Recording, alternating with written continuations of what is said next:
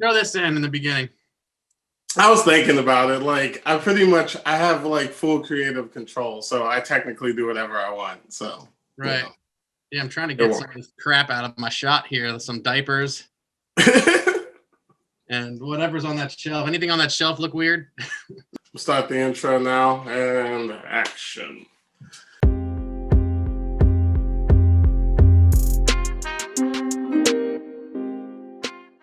Hey, so thanks again for checking out another episode of COVID AV. I'm Travis, Travi Hype on all your social media networks. Today, I got with me a lifelong pal of mine. We kind of made it into the AV industry like the same route. We've actually held most of the same jobs, even as far as like our full-time job. And yeah, just like overall, great dudes, been in AV for a while. Taylor Kimball. Hey, how's it going? Say hello. Say Yeah, so. I guess I'll start with I think like so I was thinking about this like a day or two ago, and I can't remember actually who I give credit to for my first AV job. Is it Colin or you? Because I had the Omni Shuram job with you and Jeff, which was like one of my first ones ever. But I don't know if the Colin one was like the first one either. So like, do you remember the timing on those? 10 years ago, maybe. Let's see. That was 3 kids ago. No, I don't know who you started with. I don't know who you started with. I know I got started with Colin. So Colin got me in, and we did our first gig. I was actually not supposed to be on any payroll or help. I was just there to help Colin. Colin was like, "Hey, I just got a buddy today. I know you know nothing. Just come help me push some stuff." And I was like, I wasn't even going to meet his boss, Andy, or anything like that. And then we got into like a major car accident on the way there to West Virginia. And yeah, it was crazy. We totaled the van and stuff, and it wasn't our fault. And so we then pushed everything from his van onto Andy's truck. I met Andy. He was like, "You should go to the hospital, guys," or whatever. We were like, "Nah, let's do this gig. We're already out here." I'm young, and I'm like, I want to get paid. So I'm trying to skip out on this. So we go do the gig, and basically during loadout, Andy's like, "You're hired." Nice. And that's how I got into it. So I know I was through Colin. So if it was through might have been. If it was through me, either way, it was through Colin. Because I wouldn't have known any better to tell you. Was that the Jesus House gig? No, it was in West Virginia. It was for Sam Huff. Oh, okay. It was, I believe. And yeah, it was like a West Virginia, like, I don't know, super rich people do auctions. Yeah. We'll have to have a whole episode dedicated to Jesus House, because that is a job in and of it's interesting to say the least. People speaking in tongues and long days, the extra long days, you get delirious, like, man, you just get like numb to the weirdness that's going on. Not to say these religion's weird, but for me and Colin and you, it was out of the ordinary for sure. Yeah, definitely not the usual crowd we're around. No. By any means. No. Now, so you also, like, I know you started in audio. Well, you played music your whole life, basically. Yep. Everyone should know. We've had a band together, released a couple of songs. Yeah. If the MySpace page is still up, they're probably still there. No. Then don't go to it. But you've done like audio most of your life and everything. Would you say, like, what would you say, is there like a job that you were on and you were like, all right, I want to do this forever? Like, was there like a clicking moment or time in your beginnings of AV that it's like, this is it?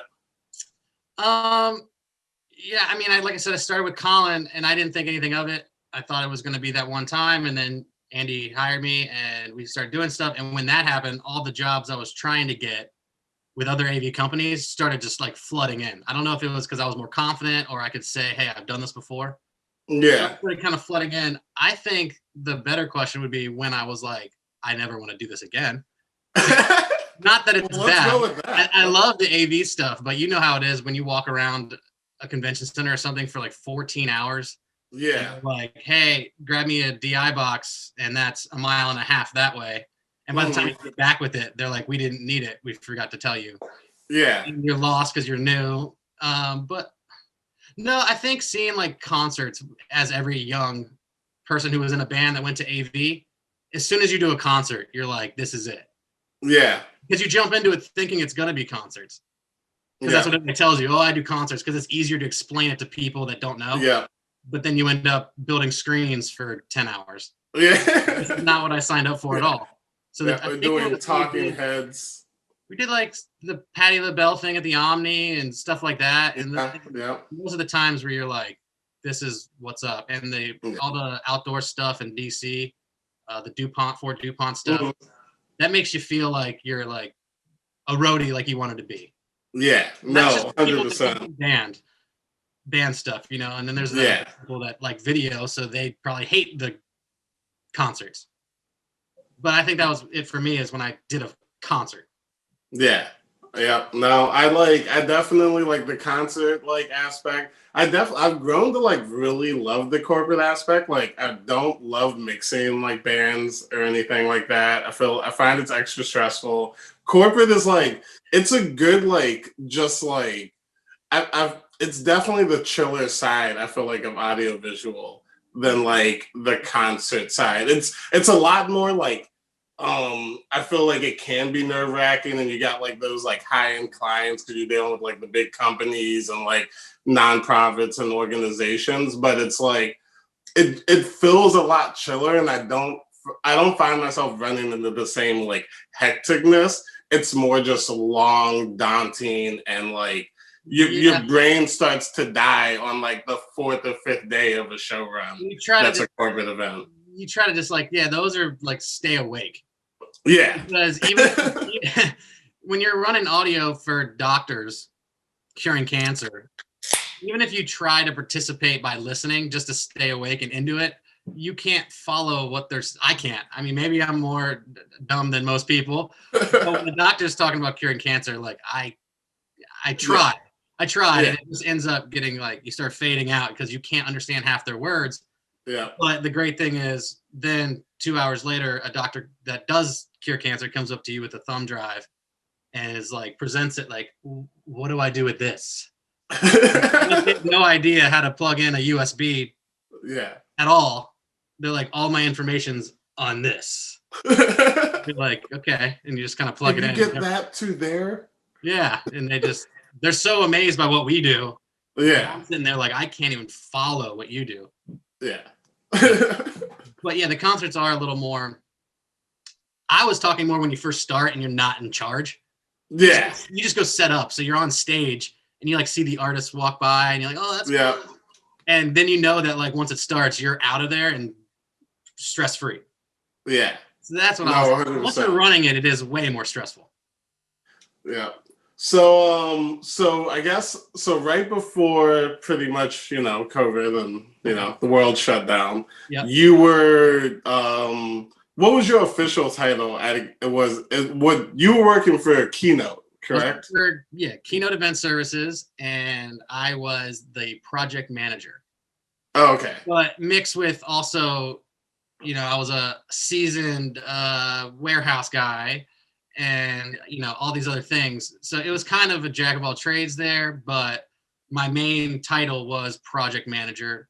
But they tend to put me in warehouses, making sure shows are right and making sure the warehouse guys doing their thing, and kind of overseeing, basically just one under the boss man. Gotcha. Yeah, because it's like, you're working with a smaller company, so like you kind of have to wear multiple hats because you don't have, title, but you don't stick to that title. Whatever you need to do.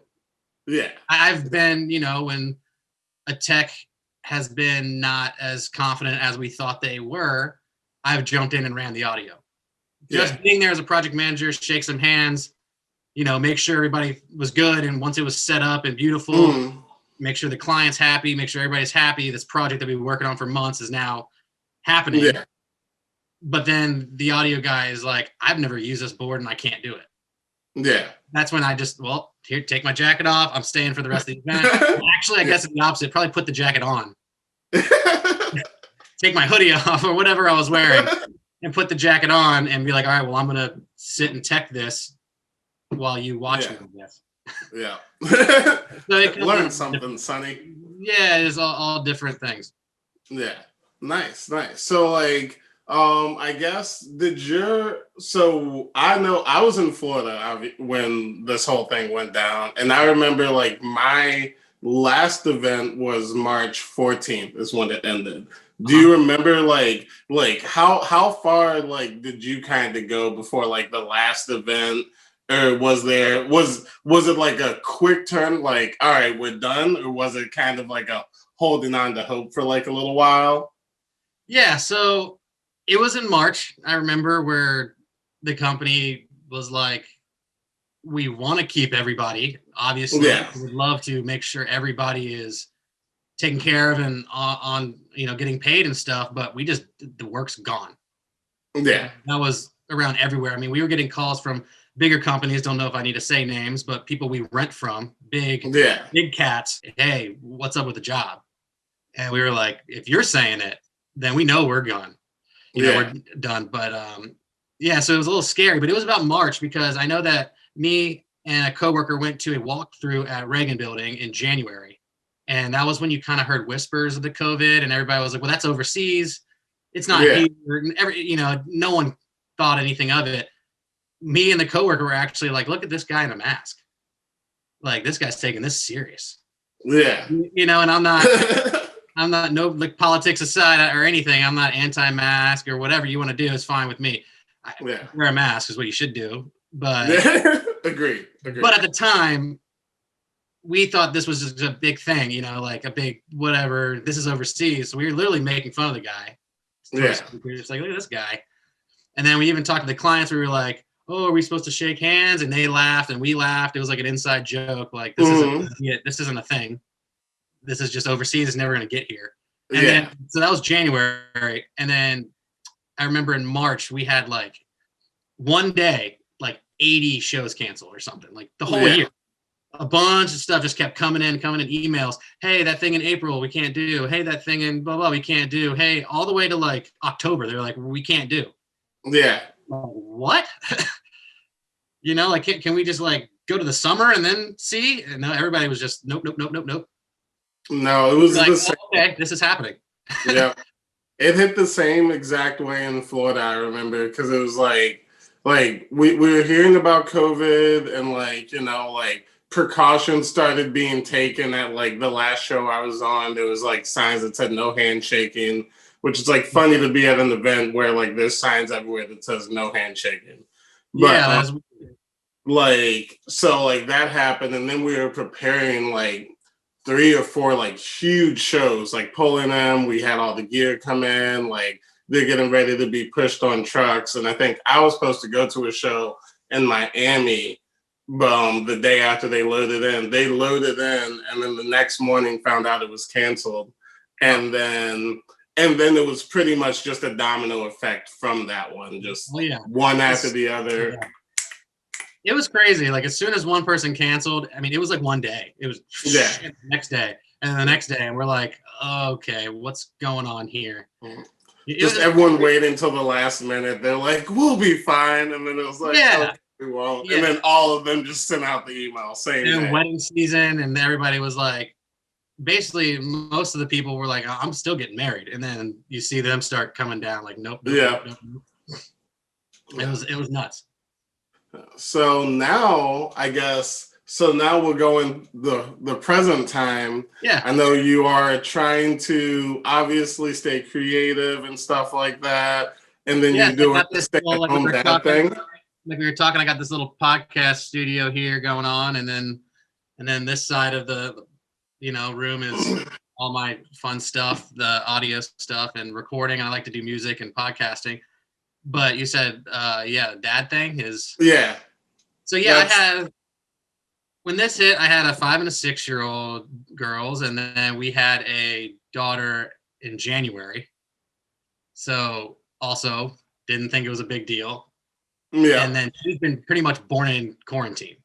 And that's going to be her next book, Born in Quarantine. Yo, that's that's a movie.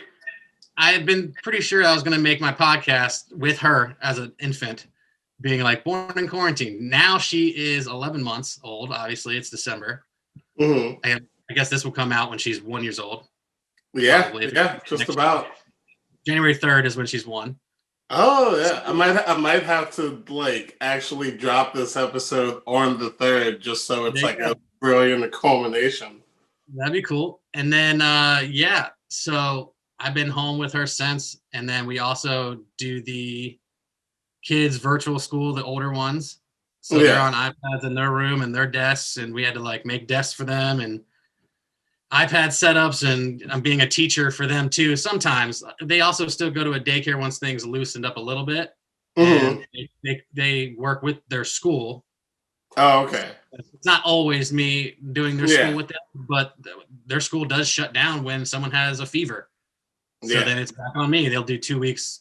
Oh, this kid had a fever, so they have to stay home for 2 weeks. No, I'm saying you can tell someone just had a kid when they move like this a lot. Because I've noticed throughout this, I see me in the little corner doing this, and I feel bad if that's distracting to people. But like, honestly, just holding so me and Girl Tay upstairs, like the kid's mother, we both are like just talking to each other with no kids, just swaying, and we're like, that's having a kid. Yeah, you're just used to doing this. That rocking motion. So much. Yeah, and you do it so much that even just standing with no kid. We both just do this when we're talking to each other, and we're like, oh my God, what are we doing? I've noticed in the corner, though, this whole time I've been doing this. Yeah. When I'm in a chair, I'm normally... So, well, I guess it'll be good when I have a kid. I'm super jittery anyway, so I'm always moving. Like, if anyone ever saw my legs during any of these interviews, like, it's bad. I'm like skating, basically, on the floor, just... Let's try and not make any noises. Double kick pedal kind of thing. Well, hey, just so people don't think that I'm like, I'm stuck in the house, so I'm drinking, because it is like 3 in the afternoon. But it's because it's my birthday tomorrow, but I have kids tomorrow.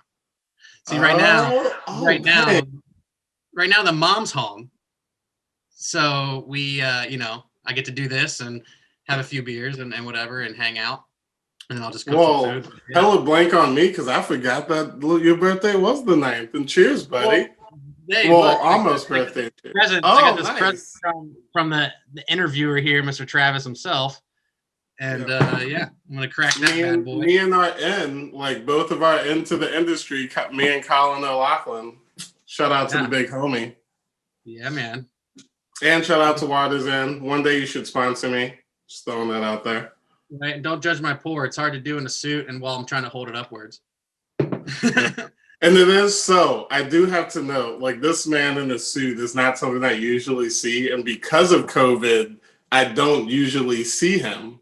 So when he popped up on video in the suit, like V-neck t-shirt, he popped up in the suit and I was like, oh, whoa, I'm hella underdressed. Like, there was a little story about it, so I'm gonna let him. Yeah, so I bought this suit in the beginning of the year because I was ready to continue being a project manager, and I was like, hey, new year, new me.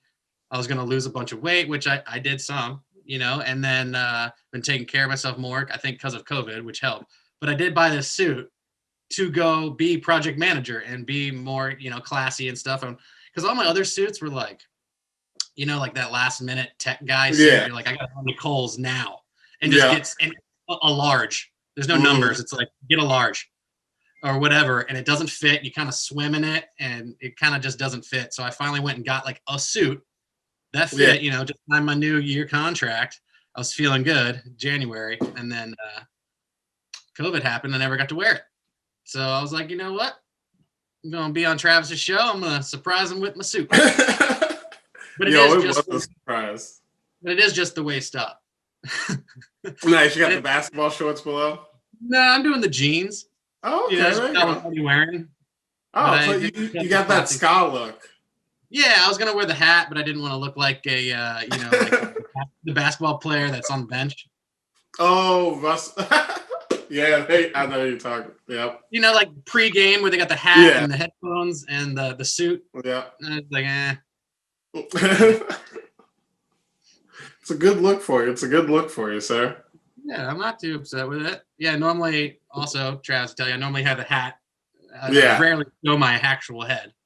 Yeah, that is another, like, I got two friends who pretty much always wear hats, and he is one of those friends. Yep. Now, like, so have you had any work since March? Like, has there been anything you've been on? So, yeah, we ended up getting put back on for a little bit with the whole like PPP loan. Yeah. Where they like help businesses kind of get out of it for a little bit. Yeah. It was like 8 weeks of like pay your employees for 8 weeks. Yeah. So we kind of did that. We mainly like rental, and then half of those didn't come through. So we'd like be at the warehouse or prepping it or making quotes. I did a lot of quotes for people that were optimistic. And just kind of fell through anyway. Yeah. So it was a lot of optimistic work. And then once everybody optimism kind of went away and they were like, we can't do this. By then 8 weeks were up, and it was kind of like, well, we still got to close. Yeah. Yeah. But there's some stuff here and there, but it's not, it's probably like the same that you're doing and whatever. It's just here and there. Yeah, it's definitely not close to as busy as it should be. Kind of like if you're lucky, keeping your head above water. But the vaccine supposedly is out now, so we'll see. We'll see if we get any sort of relief here coming soon. I personally aren't keeping my hopes up for like anything other than like early spring. At maybe we start seeing stuff kind of come back, like the smaller conventions and things like that. But you might get people adapting well too, because there's a lot of people as well as Keynote and anybody you work with. I'm sure everybody's kind of transitioning to the Zoom, come record your thing at my thing and we'll edit it and I think we're transitioning to not just Zoom, but like recording an event. Yeah, we've done true. That was one of the gigs that we did a graduation virtually, but I think it's going to even move forward where it's almost going to be like acting, where it's going to be like you go to this fake studio. It's supposed to be a graduation. We'll literally have you guys walk up on stage, and we'll film it like you went. There'll just be no audience. Yeah. I'm assuming where it's going to head. That's what it seems like. No, I mean, that's kind of like, I feel like that's going to happen. It's going to be a lot more recordings, those sort of like productions. It's good because I do think event planners and organizations are starting to see the value and that like companies can provide that, like as close to a live event experience with it still being social distance. Because like you said, I'm seeing everything from the recordings to like to like full Zoom ones to recently I did it was a Zoom meeting and an in-studio one. So we had someone in the studio live and he was interviewing some of the people on the panels, plus there were panels that were directly Zoom. So I think people are coming across to it. Yeah, I think it's probably going to be almost like how football is and stuff. It's like not a lot of people in the seats, but like eventually it'd be like, hey, we have enough tests to get everybody tested. Then you quarantine. Then we check your fever day of. Yeah. And then we can do a normal show with less people and spaced out, but no audience. Yeah. And we'll throw in the fake audience noise or whatever you want. Yeah. Hockey and stuff like that. I think that's probably where it's going to go. I feel like there has to be enough tests. I know in the beginning it was like, we don't have enough tests for things. I mean, the NFL, all these places, I mean, they're testing how many people every week? I mean, there's definitely tests. Multiple times a day. And they're getting faster, too. It used to be like, 10 days and then 7 days. And then now it's like 20 minutes. Yep. Yeah. You can get rapid tests, I think, like at like Costco, I heard, and stuff like that. Yeah, and like So I'm no expert, but it means I don't know what I'm talking about. I'm just throwing things Yeah. that I hear. So don't Yeah. ever take what I'm saying in stone here. But Yeah. you might not be able to get a 20-minute test, but I've heard it on like when I call my baby's doctor, they say, we now are available for 20-minute results, you know. Yeah, no, there are rapid tests you can get because I know a couple people who have had the scare. Like, thank God they haven't had it yet, but like they've had the scare and had to go get a test, and it's like same day, you know, like the whole nine. So, like, technology is getting better. Clients are starting to realize the value in that. Like, you can get at least kind of close to the like live event experience. There's no replacing it. I feel like, but you can you can dive into it and give people something more than just like the whack virtual just and then you can do like a hybrid where it's like these people don't feel like they're at risk, so they're going to be in person, they're going to get tested first and be safe,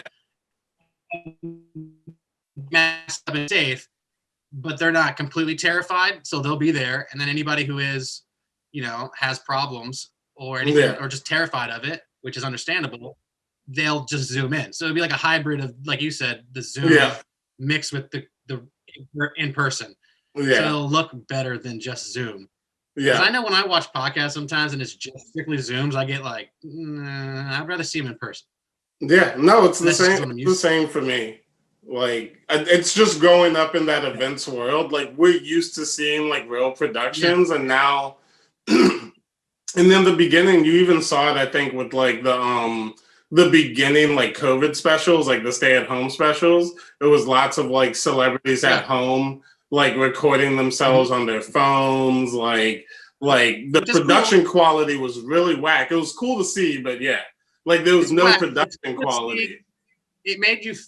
The one cool thing it did do is having them have bad production value, and them doing it at home made you feel like you're closer to them. They're a human. Yeah, you know, where artists can be very like on a pedestal. So seeing one like in their basement, and you see their basement, and it's not like a millionaire's basement. Yeah. You know, a lot of times you think the artist would have like just platinum all over their walls and shit. But like it's like, oh, there's like kids' toys in the background and they're like jamming. But then you have like people like, you know, shout out Tech Nine. You can put the picture of Tech Nine and Travis right here. You can go ding, because there is a picture of you and him. That's pretty funny. But he's doing like that whole concert. I think I'm not promoting him anymore. I just saw on his Instagram that he's doing like some concert in December. I think like 11th or something, where you buy tickets and he's doing a live show. Yeah, but it's just live viewing. Granted, he has like a big studio warehouse thing that he does, but I'm sure it's going to be really cool. No, it's like they are like the production value is starting to come back on the virtual events, which will obviously, it'll obviously help events companies and stuff. So hopefully that'll see a little bit of a rise too, because I think like Billie Eilish has already done a virtual concert. There's been a bunch of metal bands doing them. Like I know Trivium has done one. And then you're starting to see like we've done some for a couple government like organizations where, you know, like it's full lower thirds, like people are still coming in on Zoom, but you're putting them on the background. You're running it. It runs as a broadcast though, more than like an event, which is like also there's definitely like the learning curve, like figuring out like the new industry, even though it's still AV, it runs slightly different. Yeah, absolutely. I mean, this doesn't, obviously it's not the same feel as being at a concert. You're not feeling the bass in your chest unless you have a sound system in your house and you go the extra mile to make it feel that way. You start a little mosh pit in your house and you know, get your friends together or whatever if it's allowed. I don't know the number. I think it's 10 people now or something. Yeah, I think it's 10 residential at this point. Again, so it was like, hey, summer, do whatever you want. Let's all go crazy again, and then winter, let's all hunker back down and hide. But I mean I think production value is going to go up because people are starting to charge for tickets, just like a concert. Yeah. Like to watch this like pay-per-view style. Mm-hmm. I'm just like going on YouTube and being like blah blah blah live. Yeah. It's gonna be like, no, where's your ticket? Yeah. No, I think it's definitely true, and you're even seeing the change on like national TV with events, because a lot of the artists or just like talking heads and stuff for like some of them, they're sitting on sets, they're in sound stages now, they've and like you said, it's because people I think are charging, so they're like, you gotta provide a value there. Like people aren't gonna want to pay to watch you on your normal Zoom window. Yeah, like me in the basement, like just jamming, like, hey, $20. Yeah. That's for OnlyFans. Yeah. But even then you have to pay, I guess. So it works out. So yeah, it still seems, yeah. Yeah, hopefully, I mean, fingers crossed, like, luckily, I'm glad you're doing all right. I do want I'm going to end with this. I really must commend, I like your recent social media presence. You've never been someone who posted too much, but I have noticed during like this time where there is a lot of darkness, you have really you've really pushed to like put something like positive out there. Do you have any plans to kind of keep that going, expand on it, build any sort of branding whatsoever? Or Well, it would be nice to do a branding. I've always wanted to. Like I said, I got this little podcast setup thing, and I do music all the time when I can, when I spare time. I got a lot of things going on with the kids and stuff because, their mom works full time because she's an essential. So like she's been working the whole time, hasn't stopped. So God bless her heart, because she's been just bringing home the bacon.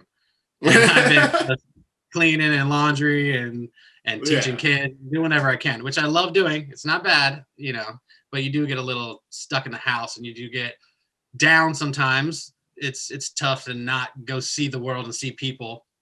I've been talking to it started as a 2-month-old, 3-month-old. I've been talking to an infant for a year. So when I do see other people, I'm like, oh my God, let's talk. So the positivity stuff is just, I barely get on social media as it is because of that. And that's what happened is I wanted to do a presence. I always have wanted to do a brand and all that stuff, especially now. But every time I got on social media, I scroll and every single thing was just so negative every time. And I feel like it started to wear on me, even though you don't think about it. You see it, even if you barely read it, you see it and it's in your brain. Yeah. And it starts to wear on you. You start to think negatively. And then especially with the whole election stuff and people getting upset about their politics versus their politics. And it was just, the past year has just been constant negativity. And sometimes it's for a good reason, and that's okay. Yeah. But it just got too much. So I thought, if I do get on here, I'm going to at least put something in the air that's positive. Yeah. So when you scroll through and you're just getting all that data, at least one of those things you read was like, be kind today, think about someone you love instead of just like, fuck you. So it's just, it just got too much where I'm like, man, everybody hates each other, but no one's even seeing each other. Yeah. This is weird. Yeah. This is weird. No, for sure. I think it causes more hate because you're not face to face. Yeah. So it's easier to you're only seeing people's words that they decided to type that minute, when 2 minutes later that might have felt better. Yeah. But they still put that out there, and so you're like, oh, fuck that person. Yeah. And it's like, so you put fuck that person. And it's like, and just it was like a spiral of negativity. Yeah. So that's why I'm glad you're doing what you're doing as well. You've been pretty positive. You've always been a pretty positive person. So I'm glad I do my best. It's definitely, I will say it's not easy. And sometimes this smile is covering a lot of darkness on the head. But, you gotta keep fighting through, Of course, you just take care of yourself and stuff. And, it's like, I love drinking, but you cut down a little bit on drinking and stuff and do a little cardio, whatever. All right, Yep. I got my workout in this morning. That's what I'm saying. You get your endorphins going, you know, still booze, but just not, especially not when you're sad. Yeah. Like, don't booze because you're sad. Yeah. That's a big thing. Yeah. And then booze, sad, internet. And that's where all this negativity shit comes from. Yeah. No, it's so true. I tend to just try not to do that and just stay positive, and hopefully someone's like reading all this negative shit and then comes across something I or you posted and it's like, okay, it's not too bad. Yeah. Nice. Hopefully. Well, I know I said I was going to end on something, but I just thought of like a better like last question to end on. So like jumping off of the whole like staying positive vibe, are there like maybe 2 or 3 things that you kind of try and do on a daily basis, a weekly basis that keep you kind of sane and not going crazy during these times? Yeah, and I think I'm supposed to say, hang out with the kids, which I do a lot, which that could be sometimes stressful. Yeah. But then no, just bringing in your inner child, especially around kids. See, I'm fortunate to have the kids because I can bring in my inner child sometimes, where they're like, let's go on a scooter ride or whatever. I pull out the skateboard I haven't touched in forever that I've always loved doing. And I'll just go skate with them, and then I'm out in nature, and then I'm like, hey, let's go sit by a fire, s'mores or whatever. So really having them has helped, but it also adds stress. But when I can get to those fun times, that helps. Yeah. I'm not a gym buff by any means, but doing just some workout daily helps. I do like 20 minutes, 30 minutes, and that helps a lot when you're feeling stressed out and stuff. I'm not preaching anybody to go. No one likes someone who's like, go to the gym, and you're like, no, dude. But just doing a little bit really does help, and has changed my life. And other than that, I don't know, just being outside. I go out in my backyard a lot, and yard work, like you said you do. Yeah. Just like yard work, just you look at it when you're done and you just like feel accomplished. Yeah. And you're sweaty and you're like dirty and you're covered in the earth and you're like, yeah, I'm gonna go shower and crack a beer after that. Yeah. There's something really about that. Beers. That's something we've preached our whole life. Thing. Yeah. Beers taste better when you drink them. I'm a huge like advocate for that. And that's one of those things I want to do. I want to like write a book called like Earn It or something like that. Not that I've done a bunch of things in my life, but it really, beer doesn't taste very good to me when I've sat around all day and then I'm like, oh, it's 5 now, I'm going to crack a beer. It tastes so much better when you have been up all day, you've done productive stuff, and you've like sweated it out, and then you're like, oh, I deserve this. This feels good. Yeah. Because I do know the first few months when I was just kind of like, well, work will be back soon. I'll just sit around and watch Netflix. Oh, let me have a beer. It just it wasn't like that crispy. Yeah. No, it's so true. And I started being like, yeah. I think they do that in Blue Mountain State, that show. It's like, I think that's where I got it from in my head, is when the quarterback starts losing all the time. Kind of scoot out of the way. He starts to see the beer doesn't taste good. Yeah. He keeps losing and losing and losing, and he's like, and I think they stopped playing. I think that's what happened, is he got like removed from the team. He got like in trouble. Mm-hmm. He did nothing, and he's like, the beer doesn't taste good anymore, and it's because he wasn't playing. He wasn't earning it. Yeah. He wasn't doing something. And no, I mean, I agree, and it's definitely something that I feel like kind of applied to my own life at this point. Like, and well, I guess that's pretty much all for this like episode. I want to like definitely sincerely thank you for jumping on to this, and I'm hoping that we get to see some sort of projects coming out of the Kimball residents and the Kimball mind. Yes, absolutely. And yeah, I mean, I'm sure we could find another episode or 2 to throw up. No, I really enjoyed this, and I appreciate you having me. And like I said, I'm having my birthday beers a day early. The big 3-1 over here.